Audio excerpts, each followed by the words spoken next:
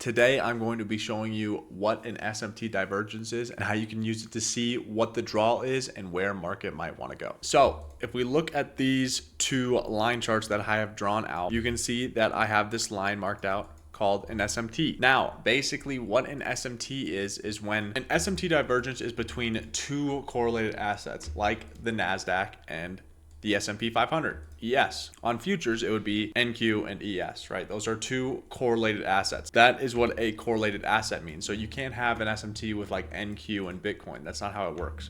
It has to be between two correlated assets like NQ and ES. What an SMT divergence is when NQ takes a low and makes a lower low and ES makes a lower high, right? So when ES doesn't take the low, or vice versa, when ES takes a low and NQ does not take the low. So as you can see from what I have here, let's pretend this is NQ. Let's pretend this is NQ and let's pretend this is ES. So let's pretend this is NQ and this is ES. What do we see? We have all this generated buy side, and what do we have? NQ ends up taking this low and ES does not. So what happens? We end up putting in a bullish SMT. Now, what can this bullish SMT be used for? And what can we indicate of what price wants to do? So this SMT indicates that price no longer wants to go lower and we want to go higher. So what would you do? So in this case scenario on ES, you would mark out the change in the state. If you don't know what a change in the state is, go check out my last video and you would take a long. Why? Because this SMT indicates that price no longer wants to go lower. This low is protected and most likely price wants to go higher and take out all this generated buy side liquidity.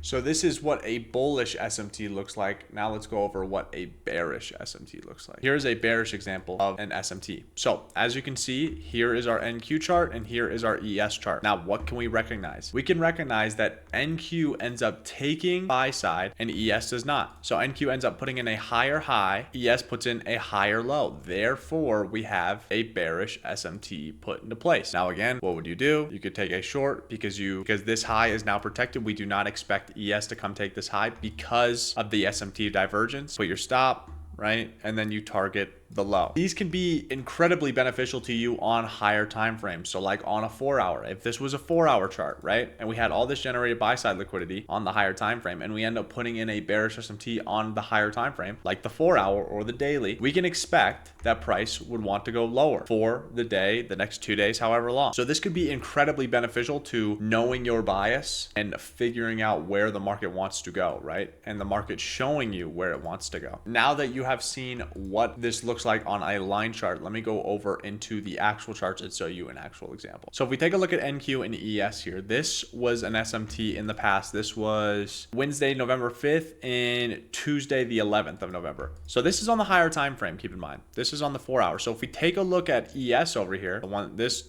chart on my right, we can recognize that this high on NQ was taken on ES, right? So buy side was taken on ES. And then if we turn over to NQ, we can recognize that this high was never taken, right? So we have a bearish SMT in place. Now, what can we recognize from this? We can recognize that price no longer wants to go higher because ES took this high, NQ did not. So we have an SMT divergence. And again, on the higher time frame, this could indicate like, okay, this could indicate where market might want to go. So when I see this, I say, okay, we have a bearish SMT. There's no reason for market to go higher. Where is market drawing towards? Towards this low. What do? We come down and we take that low. So SMTs like this can be incredibly beneficial, like I said, on the higher time frame for knowing where market wants to go. So this indicates that we want to go lower, and a bullish SMT would indicate, okay, we might want to go higher. So here is a bearish SMT example. Let's go over a bullish SMT. So if we take a look at NQ and ES here, we can recognize that on the higher time frame, on the 4 hour, NQ has now taken this internal low,